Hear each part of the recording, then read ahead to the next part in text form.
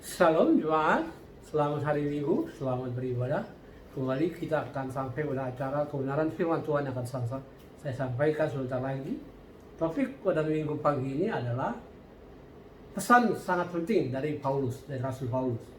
Kita akan baca 2 Timotius 4, sesungguhnya kita baca seluruh kitab 2 Timotius dari pasal 1 sampai 2 Timotius 4 sampai ayat yang terakhir. Tapi kita akan fokus dari 2 Timotius 4 ayat 1. Karena dari sini saya melihat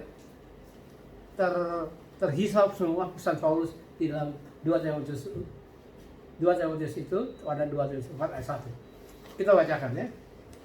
2 Timotius 4 ayat 1. Di hadapan Allah dan Kristus Yesus yang akan menghakimi orang yang hidup dan yang mati, aku berpesan dengan sungguh-sungguh kepadamu demi penyataan Allah dan demi kerajaannya. Saudara, sebelum kita lebih lanjut, mari jemaat saya ajak berdoa atas firman ini supaya Roh Kudus bekerja membantu saya dan Anda agar waktu kita tidak menjadi sia-sia. Mari kita berdoa. Tuhan Yesus, tolong ambil alih saat seperti ini. Urapanmu turun, biar hamba menggunakan kata-kata yang datang daripadamu yang sederhana tapi bisa dimengerti. Beri hikmat, beri kuasa, beri kekuatan. Di dalam nama Yesus, lindungi seluruh ibadah ini agar ibadah ini terlindungi dengan kuasa-Mu sendiri. Sehingga tidak ada satupun yang sia-sia terjadi dalam ruang ibadah ini. Di dalam nama Yesus. Amin. Saya bacakan sekali lagi ya. Di hadapan Allah dan Kristus Yesus yang akan menghakimi orang yang hidup dan yang mati, aku berpesan dengan sungguh-sungguh kepadamu dan demi penyataan Allah dan demi kerajaan surga, kerajaan Allah. Saudara, 2 Timotius, surat Timotius 2 Timotius maupun 1 Timotius adalah surat kiriman yang ditulis Rasul Paulus kepada muridnya Timotius. Dan surat itu disebut Timotius 1 dan Timotius 2. Nah, di dalam 2 Timotius 4 ayat 1, Paulus membuka pasal itu dengan kata-kata di hadapan Allah dan Kristus Yesus. Ya, Paulus secara serentak menarik nama Allah dan Kristus Yesus pada saat bersamaan. Bahkan disebutkan bahwa Allah dan Yesus yang akan menghakimi orang yang hidup dan yang mati. Artinya Paulus mengatakan, aku berpesan nih demi sebuah pribadi yang begitu berkuasa atas hidup matimu. Maka dengarkan pesanku. Terus dia mengatakan, dengan sungguh-sungguh aku berpesan dengan sungguh-sungguh kepadamu demi penyataannya dan demi kerajaannya. Penyataannya menunjuk penyataan dia pada akhir zaman dan demi kerajaannya dan kerajaan milenial. Artinya menunjukkan bahwa pesan ini ada berkaitan dengan hidup dan mati kita kalau kita tidak mengerjakannya. Jadi pesan ini begitu penting. Apalagi kalau kita melihat akhir dari ayat 2 Timotius 4 ini, Paulus berkata, aku sudah menyelesaikan mengakhiri pertandingan yang baik. Bahkan berkata, aku sudah mulai mencurahkan darahku. Artinya ini benar pesan dari orang yang sadar betul. Dia ingin meninggal, dia akan segera meninggalkan dunia ini. Anda bayangkan, kalau orang udah sekarat, biasanya kata-kata terakhir, pesan terakhir sangat penting sekali. Ada kaitan dengan warisan, ada kaitan dengan anak-anaknya, kaitan dengan jasadnya, bahkan dia mau dikubur di mana kadang-kadang. Nah, Paulus juga mengatakan ini, dan dia tahu dia akan mengakhiri pertandingan, dia akan mengakhiri hidupnya. Bahkan pada waktu dia menulis ini, proses peradilan yang dilakukan oleh Kaisar Roma sudah terjadi pada Paulus.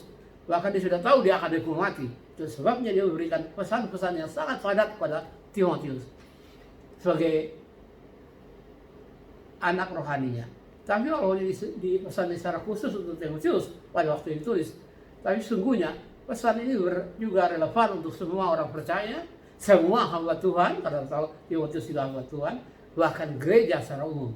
Nah, kita mau belajar apa sih pesan Paulus kepada hamba Tuhan Timotius dan gereja dan semua orang percaya secara umum. Saya mau lihat pesan ini mirip dengan amanat agung dari Yesus Kristus di Matius 28 ayat 19. Yesus memberikan amanat agung juga pada saat dia mau kembali ke surga. Dia sudah bangkit dari kematian dan dia mau ke surga. Dan pesan terakhir ini amanat agung ini. Dan kita akan mendapati bahwa ini sebenarnya amanat agung versi Paulus. yang di dalamnya sesungguhnya amanat agung dalam Yesus Kristus sendiri. Cuman Paulus memberikan warna sedikit. Nah, kita akan belajar nanti. Coba kita buka slide berikutnya. Nah, pesan penting itu apa? Ya, sedemikian rupa Paulus mengatakan, aku berpesan sungguh-sungguh demi Allah dan demi Kristus yang menghakimi orang hidup yang mati. Paulus kayaknya Timotius beri perhatian pada pesanku ini. Apa sih pesannya? Saya pelajari, saya dapati dari 2 Timotius 4 ayat 2-nya. Ayat 2 tadi, ayat 1 tadi. Ayat 2-nya langsung bilang, dia kata, beritakanlah firman. Artinya pesan pertama yang sangat penting, amanat agung yang Paulus berikan kepada Timotius dan semua anggota dan juga gereja, memberitakan firman. Dan itu pesan dari Paulus, beritakan firman. Bahkan dia kata siap sedia baik atau tidak baik waktunya, beritakan firman. Karena masalah baik dan tidak baik waktu itu urusan Tuhan. Kitalah yang menjudge baik atau tidak baik. Padahal di hadapan Tuhan itu persoalannya lain. Kedua, harus paham juga kalau kita dikatakan memberitakan firman secara umum, maka konteksnya adalah banyak membangun karakter, membangun gereja, membangun iman dan seterusnya. Maka dalam 2 Timotius 3:16 dikatakan segala tulisan ini yang malah bermanfaat untuk mengajar, menyatakan kesalahan dan memperbaiki kelakuan untuk diri orang dalam kebenaran. Jadi kalau memberitakan firman, esensinya kita memberitakan firman, mengoreksi kesalahan, menegur, menasihati dengan segala kesabaran dan seterusnya. Jadi tugas sama Tuhan dan tugas gereja secara umum yang pertama diberikan oleh Paulus, beritakan firman. Beritakan firman. Yang kedua, saya pelajari dari 2 Timotius ini dari ayat pasal 1 sampai pasal 4. Saya dapati juga di pasal keempat pada ayat kelima. Paulus katakan begini, tapi kuasailah diri dalam segala hal. Selama menderita, lakukanlah pekerjaan pemberitaan Injil. Pesan yang kedua kepada hamba Tuhan, kepada Timotius dan hamba Tuhan secara umum dan gereja pada umumnya. Setelah memberitakan firman, gereja juga harus ada memberitakan Injil. Ya, gereja tidak bisa hanya memberitakan firman. Kalau memberitakan firman kepada jemaat aja ya. Jemaat yang harus ditumbuhkan, dibangun, ya beritakan firman, ya berikan inspirasi, berikan motivasi, mengkoreksi dan seterusnya. Tadi kalau berita Injil diberitakan kepada orang yang belum mengenal Injil, orang yang belum mengenal Kristus. Gereja tidak bisa hanya memberitakan firman, gereja harus memberitakan ini. Syukur gereja kita punya departemen ya yang khusus tentang misi PI ini ya, yaitu menjangkau kota ya, outreach. Yang berikutnya ada tugasnya pada anak kalimat berikut, tunaikanlah tugas pelayanan. Nah, ini pesan ketiga. Gereja dipesan kalau Timotius setelah memberitakan firman, gereja harus menunaikan tugas pelayanan. Ya, melayani adalah tugas gereja, tugas kita hamba Tuhan. Melayani Tuhan, melayani pekerjaan Tuhan, melayani sesama.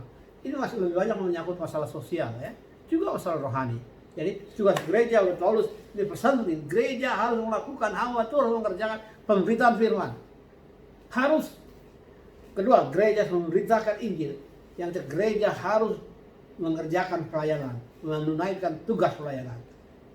Jadi 3 tugas atau pesan penting dari Paulus kepada Timotius dan gereja umumnya adalah pertama, memberitakan firman, yang kedua memberitakan Injil, yang ketiga adalah menunaikan tugas pelayanan. Kita syukur gereja kita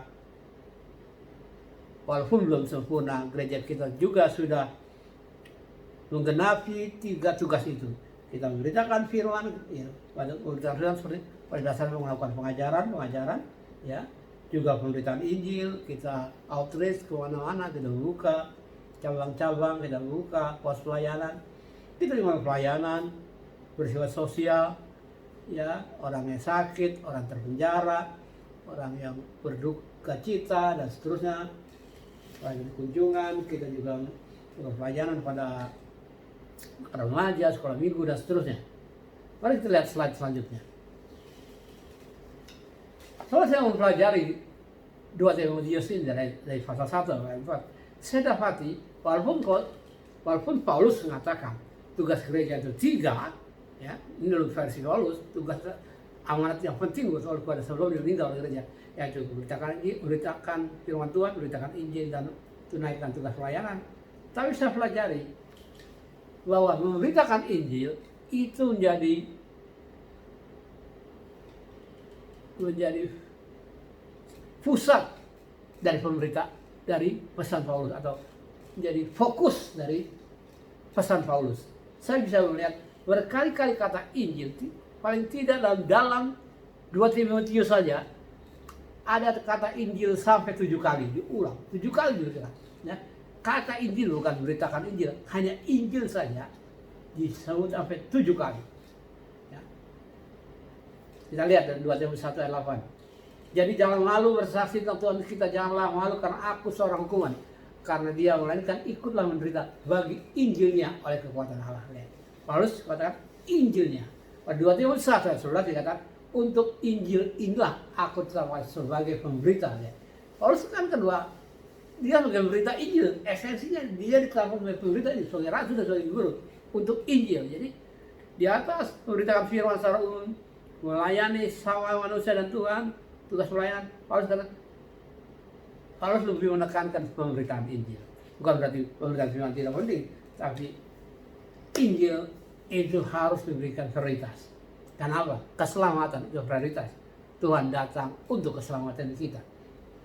Yang berikutnya, dalam 2 Timotius 2:8. Bahkan Paulus katakan, Yesus Kristus yang telah dibangkitkan dari antara orang mati, yang telah dilahirkan sebagai keturunan Daud, itulah yang kuberitakan. Dalam Injilku, Paulus menyebut Injilku.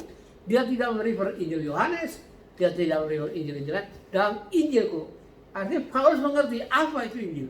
Karena dia dapat revelation langsung dari Yesus Kristus. Artinya sebenarnya dia disebut rasul. Ada dapat pesan langsung dari Yesus, dan dia tahu berita Injil itu apa, ya, yaitu Yesus sendiri. Maka disebut Injilku, inilah pemahamanku setelah aku bergaul dengan Yesus, inilah aku paham tentang Injil.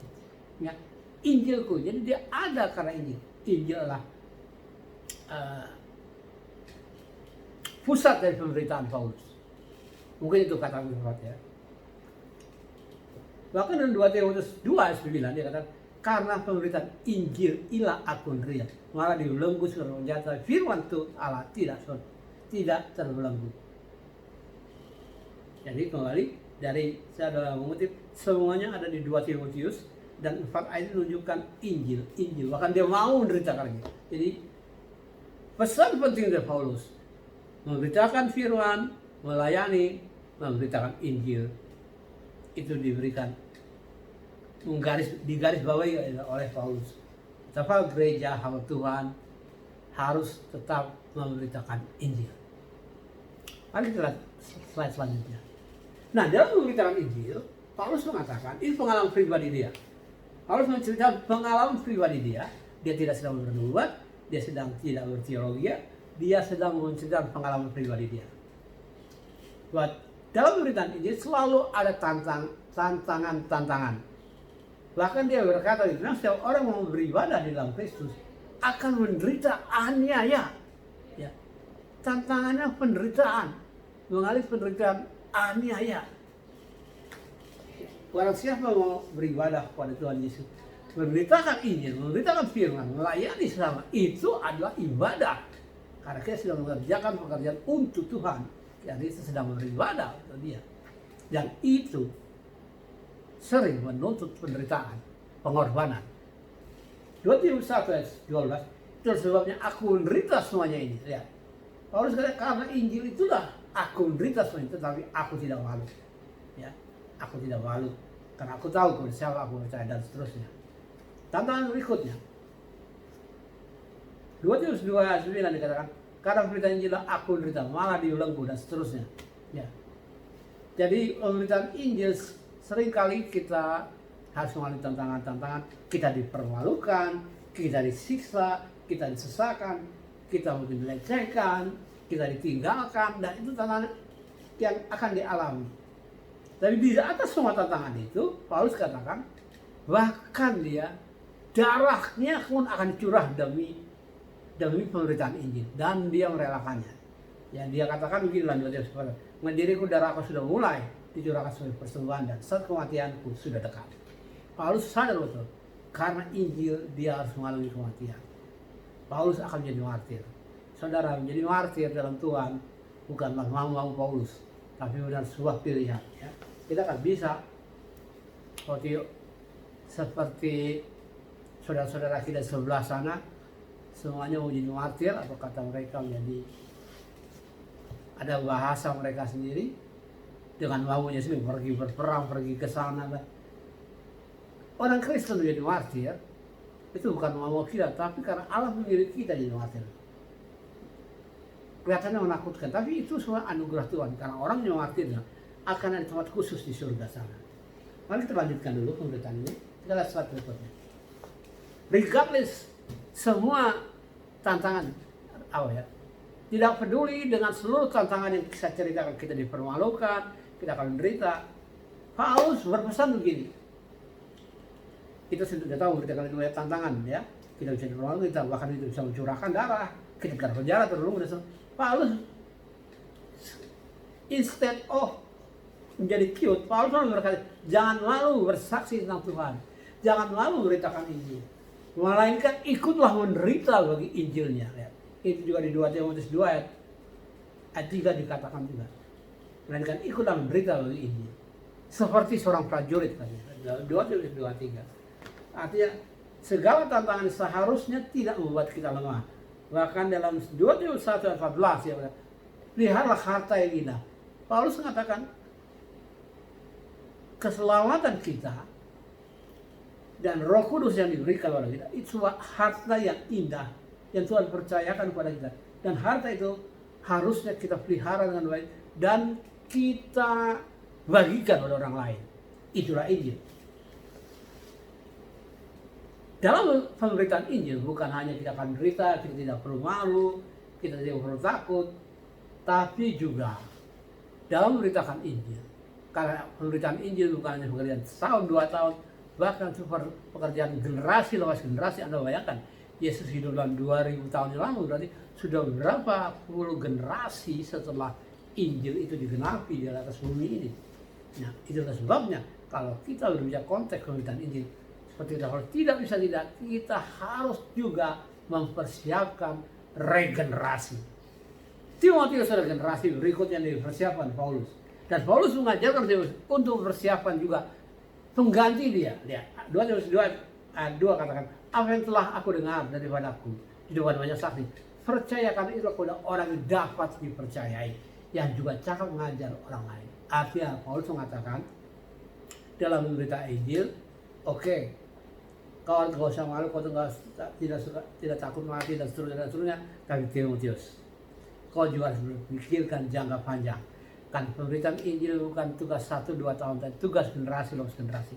Kau juga harus menyiapkan penggantimu agar waktu kau tidak ada orang tetap bisa melaksanakan misi visi Tuhan yang sudah berikan untuk diselesaikan di dalam nama Yesus. Yesus sendiri visi dan misinya diserahkan pada 12 muridnya, dan seterusnya sampai kegenapan segala sesuatu. Nah, alih-alih menjadi takut karena tantangannya, Paulus bahkan menasihati Timotius lebih lanjut. Jadilah seperti seorang prajurit, berjuanglah memberitakan Injil. Kita perlu berjuang seperti prajurit, kita perlu bertanding seperti olahragawan, kita perlu bekerja keras seperti seorang petani. Ini kualifikasi yang Paulus katakan. Kalau kau mau memberitakan firman, memberitakan Injil dan lain semuanya, kau harus bisa berjuang seperti seorang prajurit, kau bisa bertanding seperti seorang olahragawan, dan kau harus bisa bekerja keras seperti sebagaimana seorang petani bekerja keras mengharapkan hasilnya. Lebih lanjut Paulus katakan di dalam segala tantangan itu, Paulus katakan kalau kita memberitakan Injil seyogyanya, hamba Tuhan itu tidak terjebak dalam pertengkaran. Karena orang sedangkan seorang hamba Tuhan tidak boleh bertengkar, kata 2 Timotius 2:20. Tapi realitinya adalah hidup ini dalam dunia sekarang, ini zaman sekarang ini, bukan lagi suatu berita yang mengejutkan. Kalau kita dengar pertengkaran di gereja, pertengkaran hamba Tuhan, kadang-kadang kita jadi miris mendengarnya. Tapi pesan Paulus ini tetap relevan dan kita harus genapi. Hamba Tuhan, pelayan Tuhan, seyogyanya, seharus menghindari pertengkaran. Sedangkan seorang hamba Tuhan tidak boleh bertengkar, tapi harus ramah seorang dengan lain. Di atas semuanya itu, Paulus menyuruh kita hamba Tuhan untuk merenungkan apa yang dikemukakan semua itu. Merenungkan apa yang sudah dia sampaikan. Dia tahu apa yang disampaikan tidak mudah dicerna karena begitu padat kebenarannya. Itu perlu direnungkan. Nah, waktu kita merenungkan, dia berkata, Tuhan akan memberikan pengertian kepada kesanggupan untuk mengerti semuanya. Ya, kita perlu merenungkan agar Tuhan memberikan kita kesanggupan untuk mengerti semuanya. Kalau kita menjadi hamba Tuhan yang baik, kita tidak hanya memahami firman Tuhan, mempelajarinya secara akademis, kita juga belajar mengundang Tuhan untuk memberi pengertian dari versinya. Karena pengertian kita seringkali, bahkan hampir selalu tidak selaras dengan apa yang Tuhan inginkan kita ambil remanya dari firman yang kita baca, kita dengar. Terus kita renungkan firman agar Roh bisa bekerja, memberikan rema pada kita, berikan kesanggupan untuk mengerti segala sesuatu. Kita buka dulu slide selanjutnya. Tidak hanya ada penderitaan, Allah tahu, Allah yang adil, Allah yang fair. Ya, dia tidak hanya menuntut hambanya menderita karena memberitakan Injil. Allah juga menjanjikan janji ilahi dalam pemberitaan Injil. Saya mencatat beberapa hal itu, tapi kita bisa ambil salah satunya di 2 Timotius 2:11, katakan begini. Jika kita bertekun, kita akan memerintah dengan Dia. Kalau kita tidak setia, Allah tetap setia. Saudara, kalau kita bertekun dalam pemberitaan firman, pemberitaan Injil, pelayanan, tugas pelayanan, Allah katakan dalam firman-Nya, kita akan memerintah dengan Dia. Artinya waktu Dia kembali sebagai Raja, kita akan terhisap sebagai alat dalam kerajaannya, ya, penguasa-penguasa kecil, ya. Dan kalau kita tidak setia, Allah tetap setia terhadap firman-Nya, karena Dia bisa menyangkal diri sendiri. Apa yang sudah janjikan, Dia akan menyertai kita dan seterusnya Dia akan lakukan itu. 2 Timotius 1:17, sebab Allah memberikan kepada kita bukan roh ketakutan. Nah, kalau kita berarti Injil, Allah juga menjanjikan Roh-Nya sendiri menyertai kita, dan Roh-Nya membuat roh kita kuat, tidak menjadi kita takut, menjadi roh kita tertib, roh kita punya kasih dan seterusnya. Apa yang tidak mungkin kita lakukan menjadi mungkin karena Allah menjanjikan Roh-Nya dalam diri kita. Nah, itu kalau kita memberitakan Injil. Kalau kita ingin memberitakan firman, yang berikutnya adalah Allah berjanji bahwa Dia berkuasa memelihara apa yang telah dipercayakannya kepada kita. Ya. Kalau kita dipercayakan melayani Allah, Tuhan berkuasa memelihara apa yang kita kerjakan itu tidak akan hancur lebur. Dia akan memelihara sampai kekalan apa yang kita kerjakan. Apa yang kita tabur tidak akan pernah sia-sia. Nampaknya mungkin sekilas kita akan melihat, oh kok tidak sesuai dengan kita harapkan. Tapi Tuhan tidak terikat pada waktu. Dia bisa intervensi kapanpun. Apa yang sudah kau tabur akan tertanam. Apa yang sudah tertanam dia akan tumbuh dan berbuah. Dan tidak ada sia-sia. Lebih lagi janji Tuhan. Tuhan mengenal siapa kepunyaannya. Ya. Artinya kalau kita memang kehidupan kita beres dengan Tuhan. Dan kita memang seorang hamba Tuhan. Dalam kondisi apapun. Ya, Tuhan tahu kita hambanya. Dia akan membela kita. Kalau kita berteriak, Dia mendengar kita. Kalau kita jatuh, Dia akan bangkitkan kita. Allah mengenal siapa kepunyaannya. Bahkan dalam ayat lain ada berbunyi begini. Allah, Tuhan mengenal siapa yang melayani Dia. Jadi kalau kita benar melayani Dia, Allah tahu kita sedang melayani Dia. Dan Allah tahu siapa yang hanya ribut-ribut di gereja, tapi semuanya tidak melayani. Ada sibuk-sibuk dalam organisasi gereja, lalu tidak melayani. Tidak melayani Dia, tapi melayani ambisi pribadinya, melayani nama baiknya, dan seterusnya. Tapi Allah tahu siapa di antara kita yang sungguh-sungguh melayani Dia. Allah tidak bisa bohongi. 2 Timotius 14:17 dan berikutnya, tetapi Tuhan mendampingi aku dan menguatkan aku. Ini adalah perkataan Paulus. Paulus sudah mengatakan, tapi Tuhan telah mendampingi aku. Paulus tidak dia tidak mendeklarasi Tuhan mendampingi aku. Dia punya satu pengalaman dia sendiri membuktikan bahwa Tuhan mendampingi dia dengan kata Tuhan telah mendampingi aku. Kalau Yesus waktu berpesan pada murid-muridnya untuk menginjil, dia berkata, aku akan menyertaimu sampai sudah akan menyertai. Nah, Paulus sudah mengalami bahwa Yesus menyertai dia selama dia memberitakan Injil. Jadi dia menceritakan kegenapan apa yang dikatakan Yesus, bahwa dia sudah mengalami pendampingan, penyertaan Yesus itu sendiri dalam pemberitaan ini. Mari kita lihat slide selanjutnya. Sehingga dengan segala rintangan, segala janji, sehingga Paulus, tadi janji Paulus ini, berani mengatakan demikian. Mengenai diriku, darahku sudah dicurahkan sebagai persembahan. Saat kematianmu sudah dekat, kematianku sudah. Begitu datarnya Paulus mengatakan kematiannya sendiri. Ya, dia tidak menjadi takut, dia begitu sepertinya begitu ya, mudah sih tidak. Saya yakin dia tidak mengatakan dengan mudah. Tapi dia punya kemampuan mengartikulasi kenyataan kematian yang tidak menyenangkan di depan. Dia berani mengatakannya. Karena apa? Dia tahu Tuhan itu setia, dia tahu Tuhan mendampinginya, dia tahu Tuhan beri kekuatan pada dia. Itu sebabnya dia berani berkata begini. Bahkan ada ayat selanjutnya kata, aku telah mengakhiri pertandingan baik. Nah, Paulus berkata, aku yang telah menyelesaikan pertandingan baik setelah dia mengalami penderitaan, setelah dia memberitakan Injil, setelah dia memberitakan firman, setelah dia melayani, menyelesaikan tugas lain, baru dia berkata, aku telah mengakhiri pertandingan yang baik. Sayangnya kita orang-orang karismatik seringkali mengutip ayat-ayat yang seperti ini, terlepas dari konteks, terlepas dari prakondisinya, kita sudah mengambil ini. Aku telah mengalami pertandingan yang baik dan seterusnya. Tanpa kita tahu harus kita menderita, kita ikut menderita dengan sukarela, kita menjadi prajurit, kita menjadi petani, kita menjadi seterusnya. Kita tidak pernah membicarakan itu, kita bicara aku telah mengalami pertandingan. Yang mirip dalam klaim-klaim yang belakangan banyak dilakukan oleh kita tentang Mazmur 91, ya, tentang Allah akan meluputkan kita, dan padahal sebelum Allah meluputkan kita, hati kita semua lekat dulu pada Dia. Ya, mari kita belajar dengan dewasa.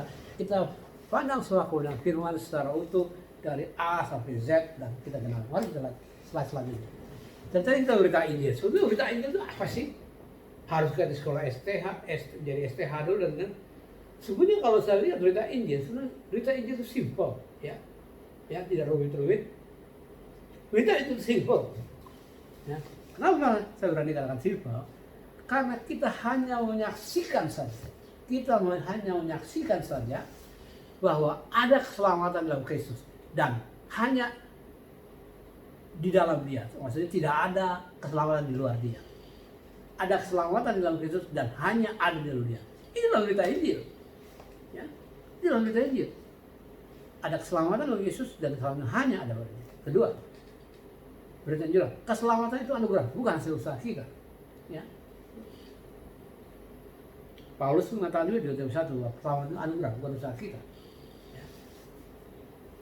Kalau kita mau lebih lengkap sedikit, maka berita Injil Allah sangat mengasihi manusia sehingga Ia datang dalam rupa manusia, rupa Yesus, untuk menjangkau kita sehingga barang siapa percaya kepadanya tidak akan binasa.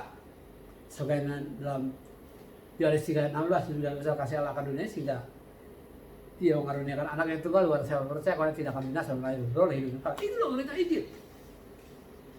Bahkan Paulus mengatakan dalam 2 Timotius 2:8, ingat ini, Yesus Kristus telah bangkit dari orang mati, yang telah dilahirkan sebagai keturunan Daud, itulah yang kuberitakan dalam Injilku. Ya.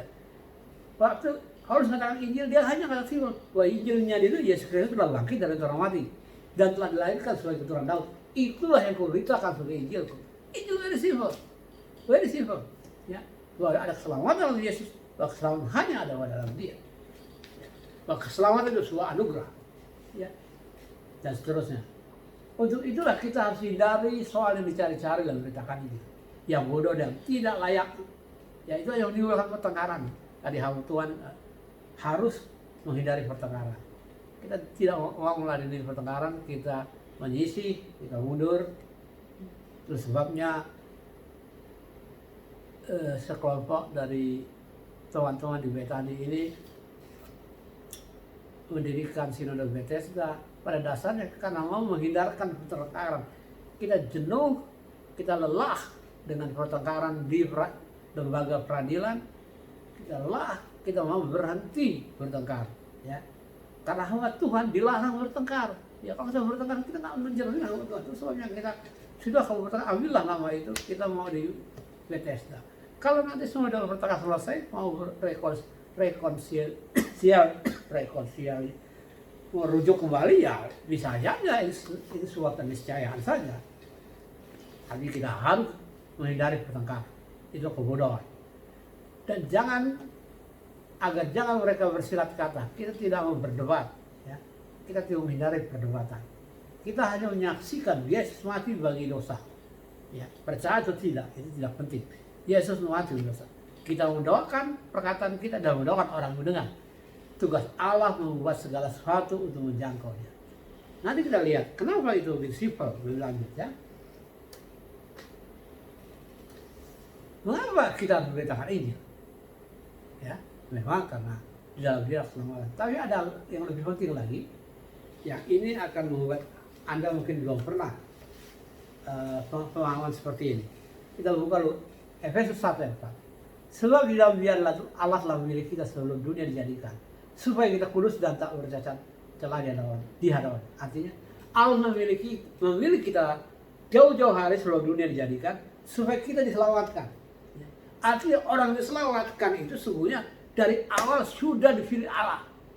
Nah, memberitakan Injil itu bukannya kristenisasi di mana kita mengejar statistik agar semua orang menjadi Kristen. Tidak. Kita hanya mencari orang yang sudah dipilih Allah dari awal agar dia bisa menerima Injil, mendengar berita Injil, dan pasti dia merespon. Kalau nggak dipilih Allah, dia tidak akan merespon. Jadi berbeda dengan kristenisasi di mana kita siap orang mau kita jadikan Kristen agar statistik orang Kristen dan lain, tidak. Kita hanya melempar, menebarkan Injil itu dengan harapan Injil yang mungkin jatuh pada orang yang dipilih Allah. Kalau ini terjadi orang tidak, maka dia akan punya kesempatan untuk menikmati keselamatan yang sudah disiapkan. Itu sebabnya kita mulai mengerti pernyataan Paulus dalam 2 Timotius 2 ayat 10 yang berbunyi begini. Karena itu Paulus bilang, aku sabar menanggung semuanya itu. Paulus menunjuk penderitaan dia, ya, dia sabar menanggung penderitaan itu bagi orang-orang pilihan Allah, supaya mereka juga mendapat keselamatan dalam Kristus. Dia Paulus memberitakan Injil dan menderita itu bagi orang-orang pilihan Allah. Orang-orang sudah dipilih Allah sebelum dunia dijadikan agar mereka mendengar Injil dan percaya karenanya. Karena orang sudah dipilih dari awal. Kita tidak mengkristenan orang yang sembarang orang. Kita hanya menebar berita itu dan kita harap jatuh pada tanah yang benar, tanah yang sudah dipilih Allah untuk menerima Injil itu. Karena itu maksud Injil itu anugerah, bukan usaha kita. Yang berikutnya, kenapa kita memberitakan ini? Karena kegelapan menutupi bumi. Firman Tuhan katakan, dunia ini semakin gelap, dunia tidak mengenal kebenaran. Bahkan Yesaya 60 ayat 2 katakan, sungguhnya kegelapan menutupi bumi dan kekelapan menutupi bangsa-bangsa. Tetapi terang Tuhan terbit atasmu, kemuliaan menjadi nyata atasmu. Artinya, di sekitar kita ada kegelapan, gereja harusnya memiliki terang yang menyinari kegelapan. Itu sebab memberitakan firman itu penting. Karena waktu kita memberitakan firman, kita memberitakan terang agar orang dalam kegelapan itu bisa diterangi. Ya. Orang suntuk membunuh diri, ya. Dengan firman orang ngerti. Orang yang bersikap bodoh, membenci orang yang suka mengacau, tidak produktif, dengan firman kebenarannya kita akan mengedukasi orang menjadi manusia yang seutuhnya. Lanjut. Kenapa kita harus memberitakan ini? Why? Ya?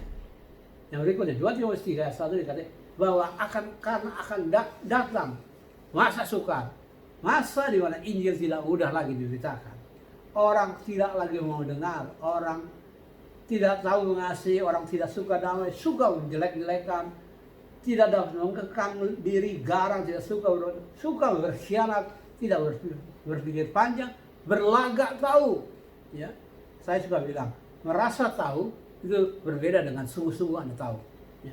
Banyak kan orang saya jumpai dalam bergaul, dalam berkomunikasi, hanya banyak orang merasa tahu, padahal nggak tahu apa-apa. Ini adalah berlagak tahu dong. Ini kata firman, banyak orang berlagak tahu. Tidak lebih menurut hawa nafsu daripada menurut firman. Kita perlu beritakan ini, karena akan datang masa sukar. Bahkan saya bilang, masa sukar sudah mulai datang. Pandemi ini baru introduksi dari masa sukar yang akan masuk kita. Ini masa sukar, satu pihak sukar orang dunia, di satu pihak juga orang dalam penderitaan. Masa sukar juga akan membuat orang membutuhkan hal-hal yang bersifat ilahi, hal-hal supernatural, sehingga Injil dimudahkan untuk dikomunikasikan. Yang berikut, kenapa kita beritakan Injil? Karena Injil adalah kekuatan Allah. Ya, orang yang mendengar Injil akan memperoleh kekuatan. Dia punya daya hidup, dia punya daya juang seperti prajurit, dia punya daya tanding seperti seorang orang, dan dia punya daya untuk bekerja keras seperti seorang petani. Injil itu kekuatan Allah. Dan pentingnya kita punya Injil agar kita punya kekuatan Allah, agar hidup kita lebih berwarna, lebih energetik. Buka slide selanjutnya coba. Nah, gimana sih memberitakan Injil? Kalau kita lihat pola memberitakan Injil, kita tentu pola itu ada polanya Yesus Kristus sendiri. Nah, kalau kita lihat Yesus pola itu berkeliling door to door di seluruh Galilea. Ia mengajar, itu Matius 4 ayat 3 ya.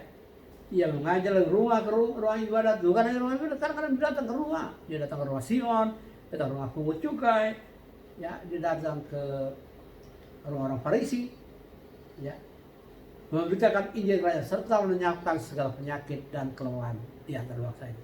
Jadi dulu polanya mendatangkan door to face. Tapi kita tahu dengan COVID-19 kita harus social distance. Kita nggak boleh lagi face to face, kita jaga jarak. Itu karena pandemi. Bahkan negara pun melarang kita mempengaruhi orang lain, membujuk orang lain untuk ikut iman kita. Itu dilarang di Indonesia, apalagi di Malaysia, apalagi di Pakistan. Ya. Kondisi sangat menjepit sekali. Tetapi kita lihat kalimat terakhir, serta menyiapkan segala penyakit dan kelemahan yang terbatas. Yesus tidak hanya memberitakan firman, Yesus tidak hanya memberitakan Injil, Yesus juga melakukan pelayanan sosial. Kalau menyiapkan segala penyakit dan segala kelemahan di bangsa-bangsa itu. Ya, kelemahan karena roh jahat, karena lapar, haus, dan seterusnya. Ya, dan berita Injil selain memberitakan firman Tuhan, juga ada pelayanan sosial. Ya, menanggung kelemahan penyakit dan kelemahan sesama.